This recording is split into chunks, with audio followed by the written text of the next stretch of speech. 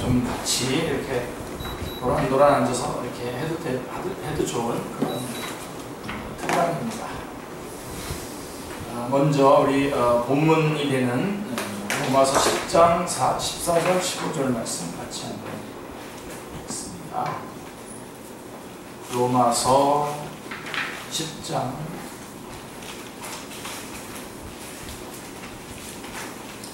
14절 15절 있습니다.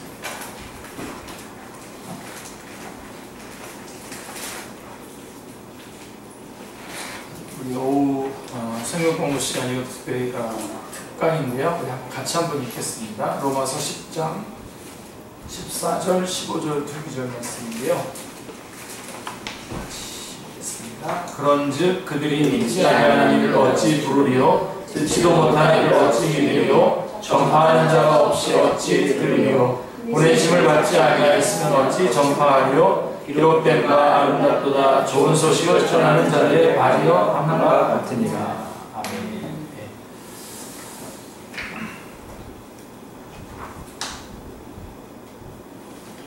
복음 전도 선언 이렇게 되어 있는데요. 이 말씀은 그 유명한 존 스토트라고 하는 분이 로마서를 강의하셨는데, 로마서 강의 10장을 강의하시고 난 다음에 그 중간에 특별히 이렇게 복음 전도 선언이라고 하는 제목을 뽑아서 요약을 해 놓으셨습니다. 그거를 기준으로 해서 여러분에게 오늘 복음 전도에 관한 모든 그 총망라한 말씀을, 그렇지만 총망라했지만 분명하게 명료하게 되어 있는 내용을 한번 같이 살펴보기로 원합니다. 자, 사도 바울은 하나님께서 유대인과 이방인 모두에게 대한 장래의 계획을 가지고 계셨습니다. 이방인들, 유대인들에 대한 장래에 대한 계획을 가지고 계신데, 그들이 충만하게 자라는 일이 복음 전도에 의해서 일어나리라고 확신을 하고 있습니다. 그래서 이 복음 전도를 통해서 유대인이든 이방인이든 모두가 충만한 자리에까지, 성숙하고 충만한 자리에까지 이르게 될 것을 확신하고 있었습니다. 자, 사도 바울은 그러한 논리에 대한 강한 어조로 진술하면서 10장 14절 15절이 바로 그 진술인데요. 여러 가지 방식으로 복음 전파에 대해서 언급을 하고 있습니다. 자, 제일 먼저 복음 전도의 필요성, 복음 전도가 왜 필요한가? 이런 것들을 정리해 두셔야 되죠. 그죠? 복음 전도가 왜 필요하냐? 사람들이 복음을 듣고 그것을 받아들이기까지는 잃어버린 상태에 있기 때문에 복음 전도가 필요합니다. 복음을 듣고 그것을 받아들이기까지, 그러니까 그렇게 복음을 듣고 복음을 받아들이기 전까지는 잃어버린 상태로 그대로 머물러 있기 때문에 그렇다는 것이죠. 그래서 복음 전도가 필요합니다. 자, 사도 바울이 로마서 1장부터 3장에서 쭉 논했듯이, 더 좀 구체적으로 말하면 1장 18절부터 3장 20절까지 인간이 얼마나 심각한 상황에 처해 있는가에 대한 인식은 복음 전도의 필수 불가결한 내용인 것입니다. 그래서 우리가 이 세상이 얼마나 처참한 상황 가운데 놓여 있는가. 지금 이 세상이 괜찮다 그러는 사람도 있어요. 그런 사람들은 인간이 괜찮다, 소망이 있다, 인간 자체로 뭔가 가능성이 있다라고 이렇게 말하는 사람들이 많이 있습니다. 이건 다 복음의 적대 행위를 하는 겁니다. 솔직하게 실제적인 모습을 드러내야 됩니다. 인간은 괜찮지 않습니다. 인간은 괜찮지 않고 죄인입니다. 죄덩어리입니다.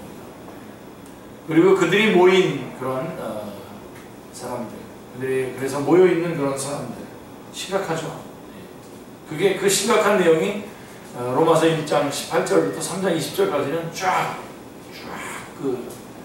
설명을 해놓고 있는 거죠. 1장 18절부터 1장 32절까지는 이방인들의 죄를 쫙 적나라하게 선포하고 있지 않습니까? 그 다음에 2장 1절부터 16절까지는 비판적 도덕론자들의 죄가 쫙 나와 있습니다.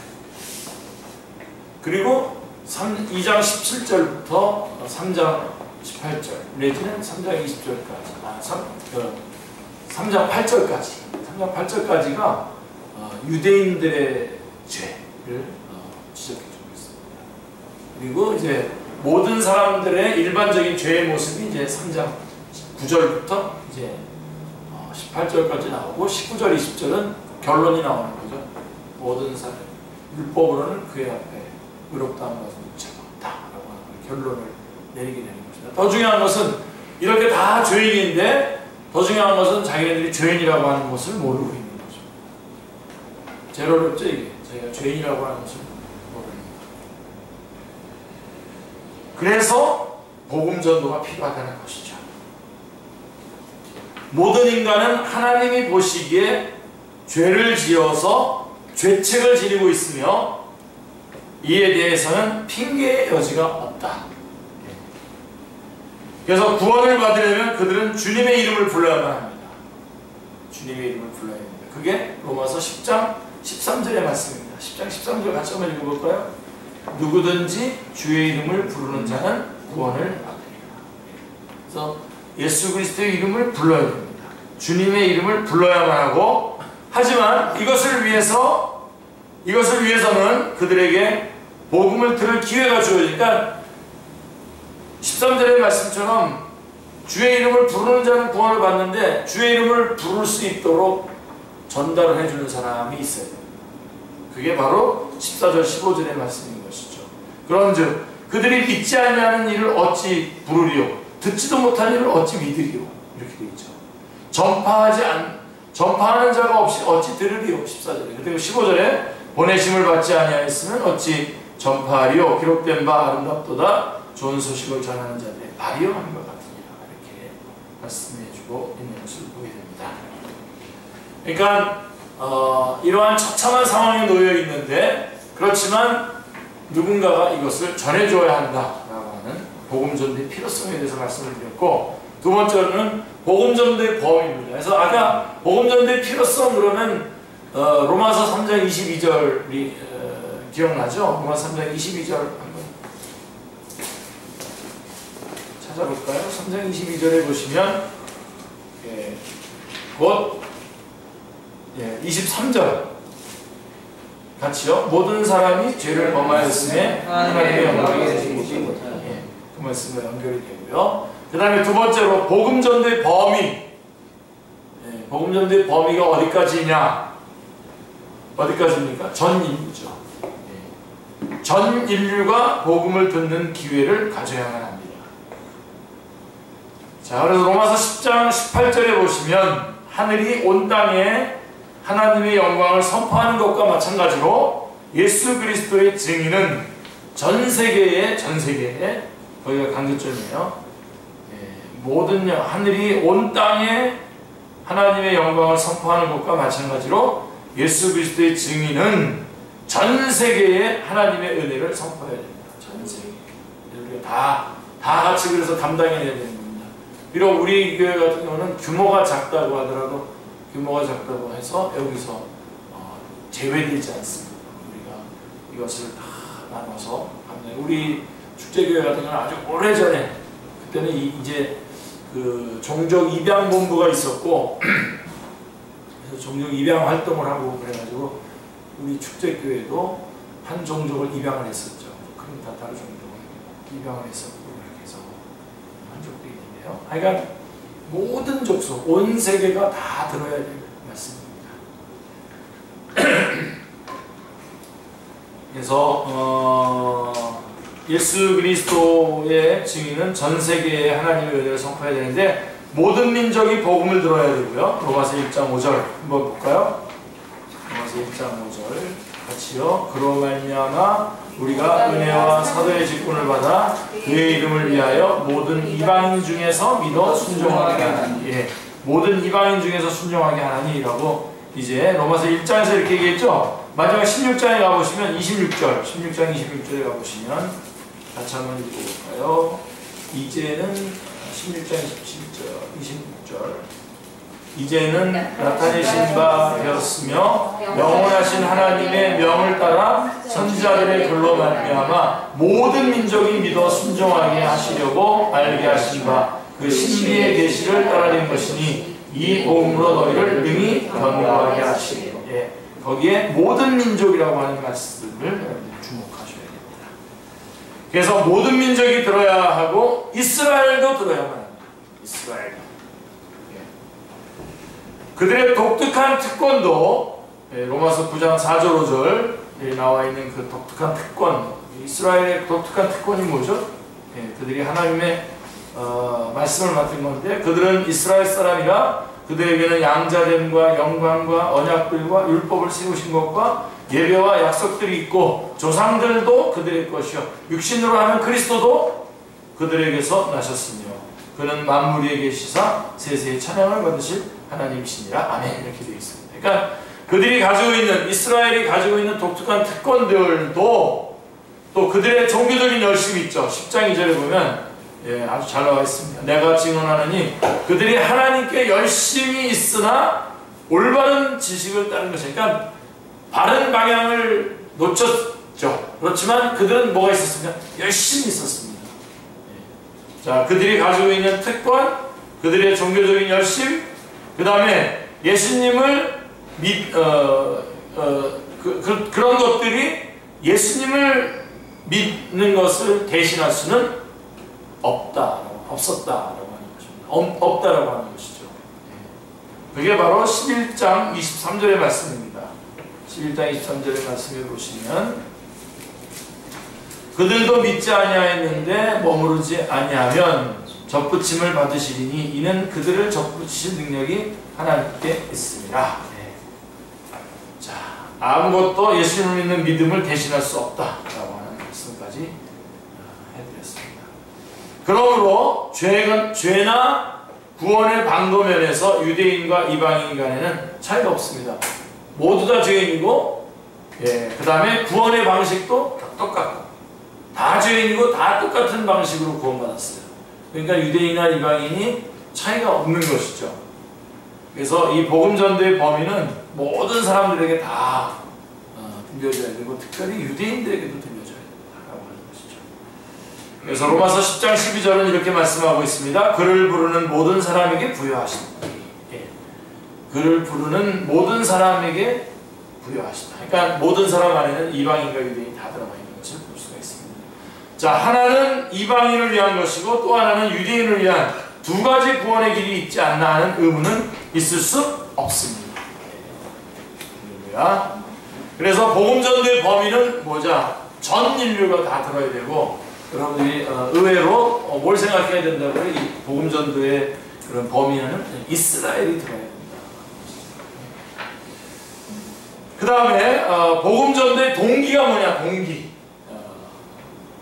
복음 전도는 사랑입니다. 사랑.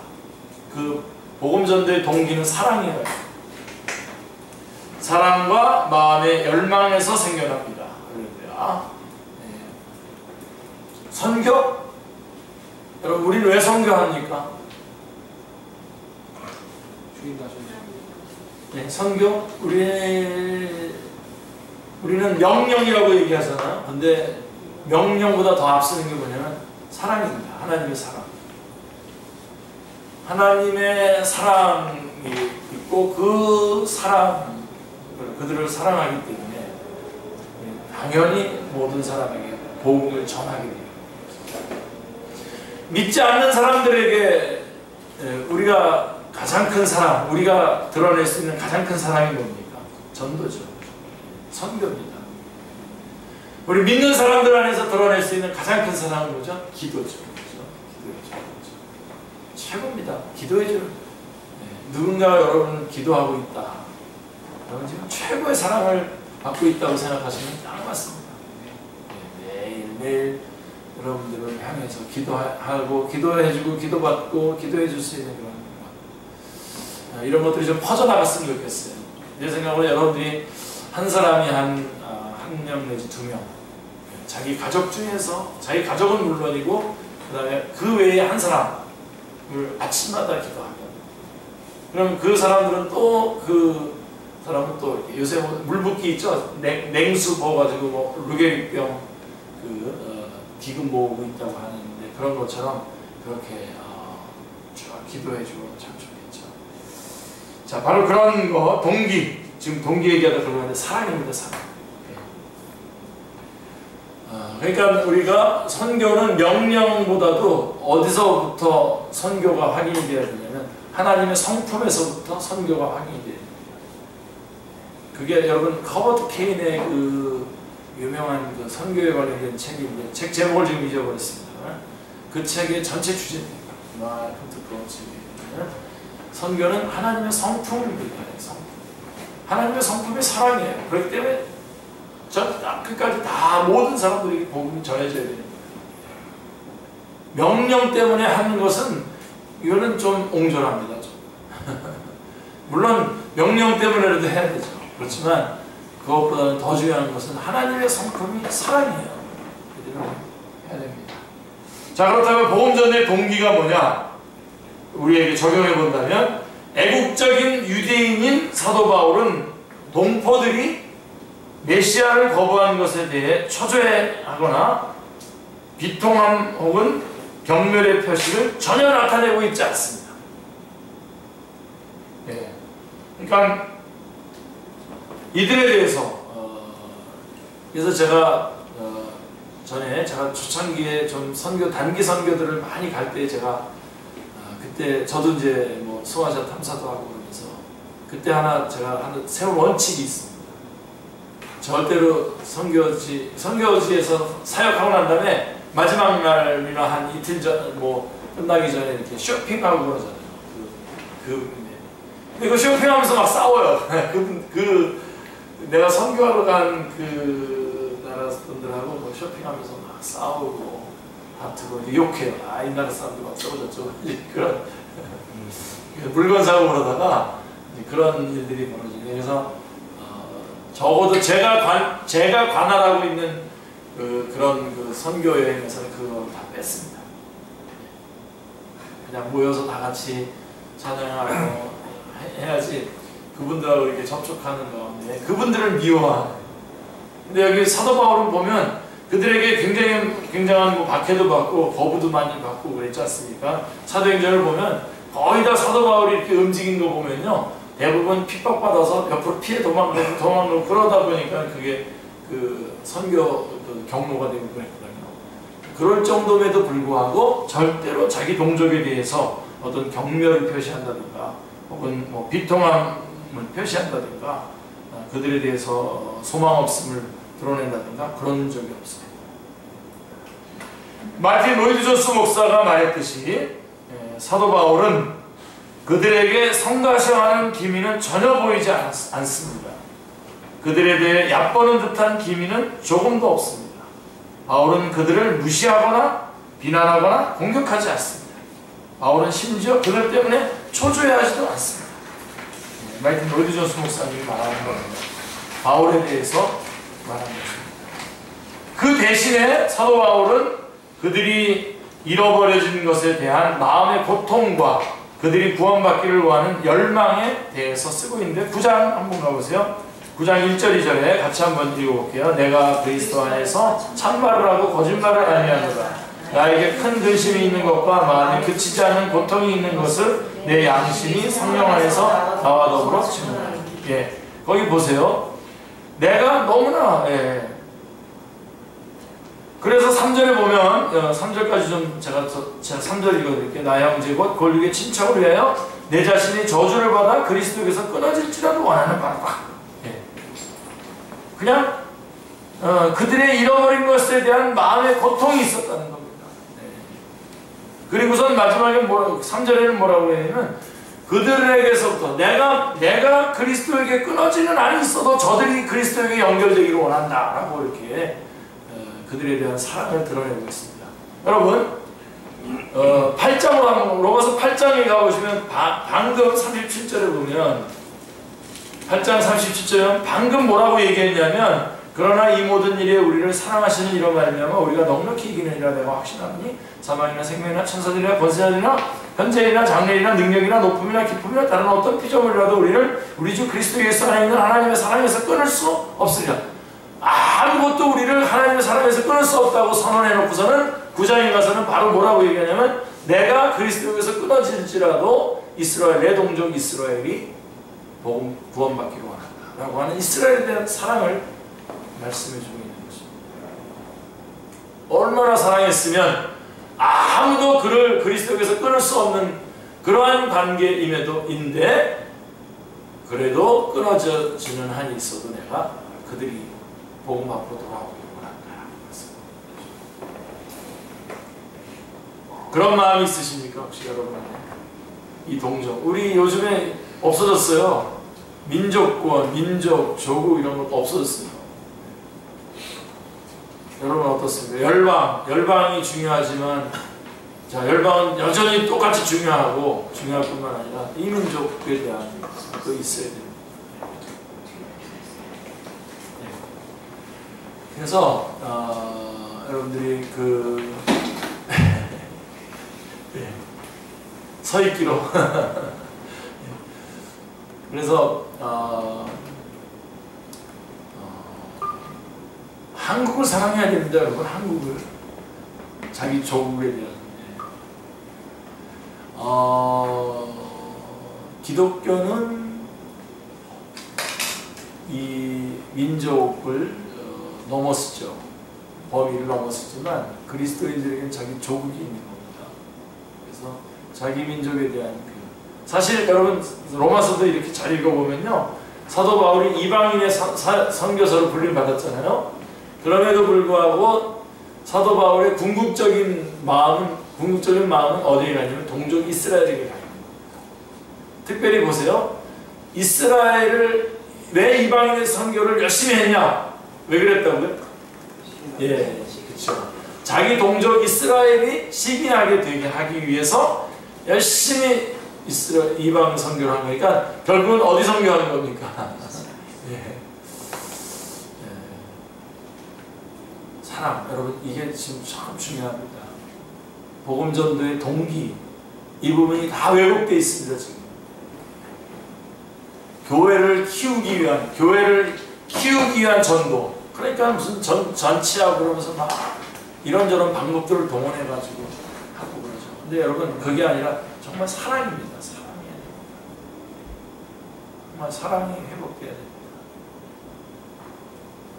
사람에 대한 사랑, 특별히 자기 동족 이스라엘을 사랑했던 사도 바울과 같이 영혼들을 사랑해야 됩니다. 제가 이렇게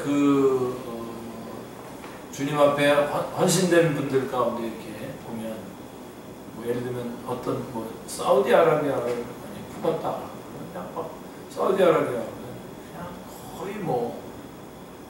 거의 실신 상태가 될 정도로 좋아합니다. 진짜로 그렇게 되길 바래요. 저도 그 중국에 갔을 때 이렇게 그냥 산속 이렇게 깊은 곳까지 가서 말씀을 전하고 증거하면서 이렇게 쭉 사역을 다 하고 쭉 빠져나오는 가운데 이렇게 그 풍경만 이렇게 보면서 나올 때가 있지 않습니까? 그때 정말 내가 이 민족을 이분들을 사랑하는 건가, 아끼는 건가 그러면서 그 많은 생각에 이렇게 잠길 때가 많았습니다. 그리고선 한 번은 이런 적이 있었어요. 여기서 정말 하나님의 영광을 외치는 소리들이 곳곳에서 들려지기를 원합니다. 정말 진심으로 원합니다. 이렇게 기도했던 기억이 납니다. 근데 또 좀 떨어져서 이렇게 있으면 그 민족에 대한 그런 것들이 살아나지 않죠. 그러니까 그 동기가 사랑이라고 하는 것을 그리고 10장 1절에도 한번 가보시면 로마 10장 1절에 사도 바울이 어느 정도로 이스라엘 백성들에 대해서 자기 동족에 대해서 구원받기를 열망하고 있냐. 형제들아 내 마음이 원하는 바와 같이 바와 하나님께 구하는 바는 이스라엘을 위함이니 곧 그들로 구원을 받게 합니다. 예, 그게 자기의 가장 원하는 거라는 겁니다. 예. 사도 바울은 그들이 구원받을 수만 있다면 심지어 기꺼이 멸망하기까지 하려고 합니다. 복음 전도가 이와 동일한 사랑에 의해 고치되지 않는다면 거기에는 신빙성이 결여된 것입니다. 이걸 하나의 사업으로 자기 어떤 이익을 위한 어떤 활동으로 이렇게 우리 최근에 제 메일은 뭐 오래 공인된 메일이기 때문에 잘 바꾸기 어렵지 않습니까? 그래서 오랫동안 똑같은 메일을 쓰고 있는데 스팸으로 들어오는 것들 가운데 많은 그 부분들이 저런 겁니다. 교회와 관련된 그런 업체들이나 이런 데서 들어오는 것들이 참 많습니다. 이용해 먹는 거죠. 네, 이용해가지고 자기 사업을 하는 거예요. 개인 사업들 이런 것들 하는 것들이 많다는 것을 알 수가 있습니다. 다 동기가 something wrong, 문제가 있는 거죠. 그래서 여러분 참 우리가 확보해야 되는 게 바로 이 순전한 동기입니다. 순전한 동기에서 나오는 그런 헌신이라고 한다면 뭐 그렇게 우리가 막 서로 막 아등바등 막 그렇게 막 안타깝게 막 이렇게 할 수가 없습니다. 우리 가운데 혹시 우리 성도들 가운데 서로 걱정해주는 사람이 있습니까? 쟤는 온전히 갈까? 온전히 계속해서 자라갈까? 만약에 우리가 모두가 한 사람 한 사람이 다 이런 순전한 동기로 한다면 그럴 필요가 없죠. 그럴 필요가 없는데 이제 그런 것이 확보가 되지 않다 보니까 서로 걱정하게 되는 거죠. 그래서 여러분 순전한 동기로 돌아오십니다. 순전한 동기로 기도하세요. 성령님께 요청하세요. 순전한 동기로 할 수 있도록. 그래서 우리 주님은 어느 정도까지 하셨는지 기억나시죠? 누가복음 9장에 보면 나를 주님을 따르겠습니다 그랬을 때 여우도 굴이 있고 공중에 나는 새도 깃들 곳이 있지만 인자는 머리 둘 곳도 없다. 정말로 이렇게 머리 둘 곳도 없는 나를 따라오겠냐? 순전한 동기로 따라오겠냐? 묻고 있는 것이죠. 그죠? 우리도 마찬가지입니다. 그래서 여러분들이 제가 개인적으로 이렇게 안 물어보더라도 여러분들이 한번 물어봐 보세요. 나는 누구고, 그 다음에 내가 그리스도인인데 나는 정말 하나님을 사랑하고 또 사람들을 사랑하는가, 그리고 내가 교회 나오는데 나는 누군가 한번 확실하게 점검해 보시기 바랍니다.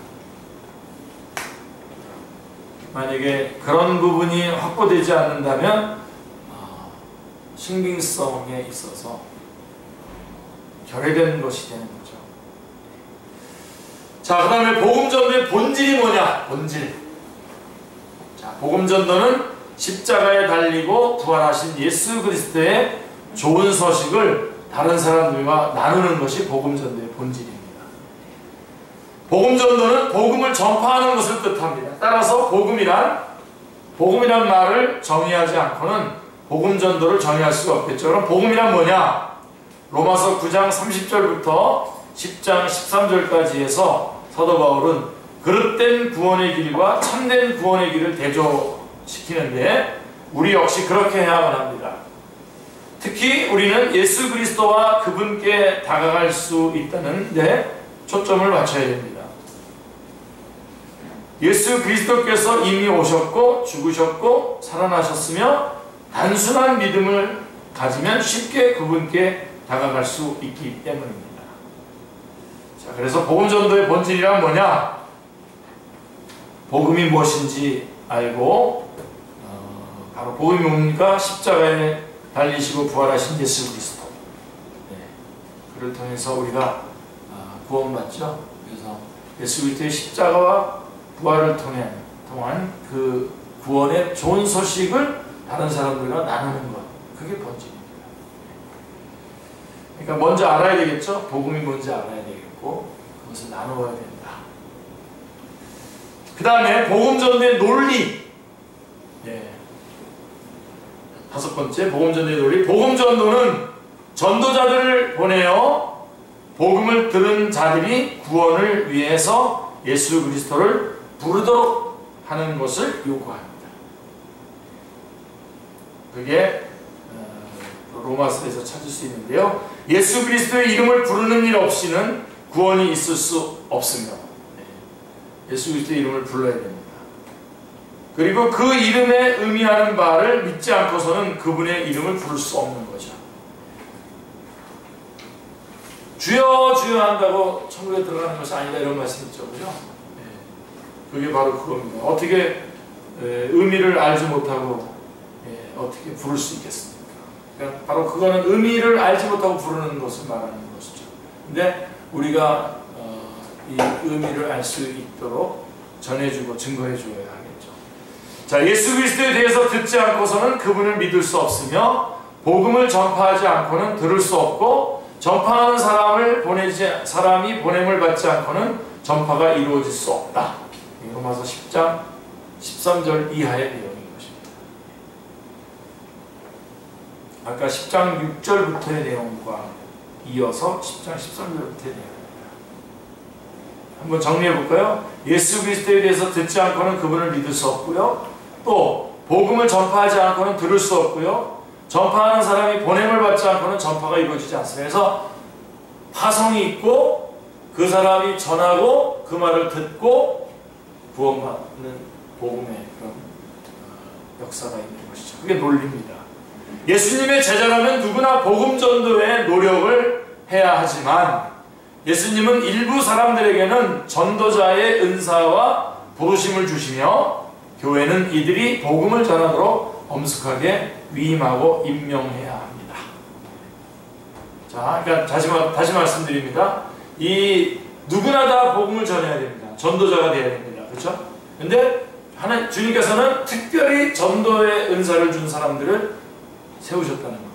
그거에 대해서 교회는 거기에 합당한 위임을 하고 임명을 해야 한다라고 하는 것이죠. 여러분, 어떤 분들은 그래요. 저는 전도의 은사가 없어서 이렇게 얘기하는데, 전도는 은사가 아니라 명령입니다. 그래서 누구나 다 해야 되는데, 그런데 전도의 은사도 있어요. 그 사람들은 특별히 이 말씀을 전하고 전달하고 영혼들을 주님 앞으로 인도하는 일에 특별하게 부르심을 받는 사람. 그런 사람들에 대해서는 교회가 그 합당한 그러한 위임을 하고 임명을 해야 한다라고 하는 것입니다.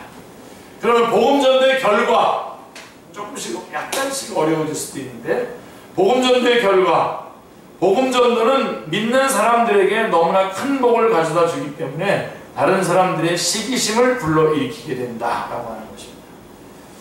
사도 바울은 로마서 10장 11장에서 3번에 걸쳐서 시기나게 한다라고 하는 헬라어 동사 파락젤로라고 하는 말씀을 사용합니다. 10장 19절, 11장 11절, 11장 14절 3번이나 사용하는데요. 시기란 다른 사람이 가지고 있는 어떤 것을 자기도 갖고 싶어 하는 것입니다. 그 어떤 것이 구원이라면 사람들이 구원을 받은 사람들을 시기하는 것, 즉 자신도 구원받기를 원하는 것은 이해할 만합니다. 많은 사람이 시기함을 통해 회심했습니다. 그런 사람 중에 하나로 침례교 목사이자 저술가요 찬송가 작가인 로버트 로빈슨 목사님이 있습니다. 그는 17살 때에 1752년에 런던으로 조지 휘필드, 이기는 목사가 되게 좋아하는 목사입니다. 조지 휘필드의 설교를 들으러 갔다가 회심을 했습니다. 그는 휘필드에 대해서 이렇게 썼습니다. 나는 가련하게 미혹된 감리교도들을 불쌍히 여기며 갔지만 그들의 행복을 부러워하며 떠나갔습니다. 라고 이렇게 휘필드에 대해서 이렇게 쓴 것입니다. 그러니까 복음전도의 결과는 사람들이 믿고 복음 안에 있는 모습들을 볼 때 시기심을 유발시킨다.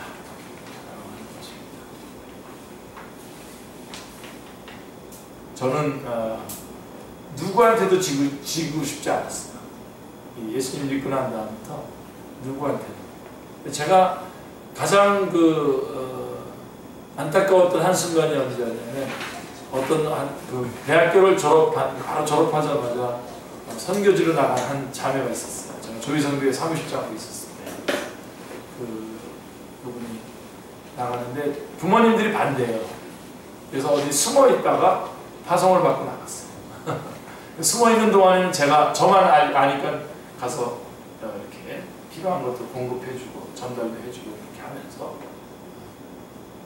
그러서 이제 선교지에 갔죠.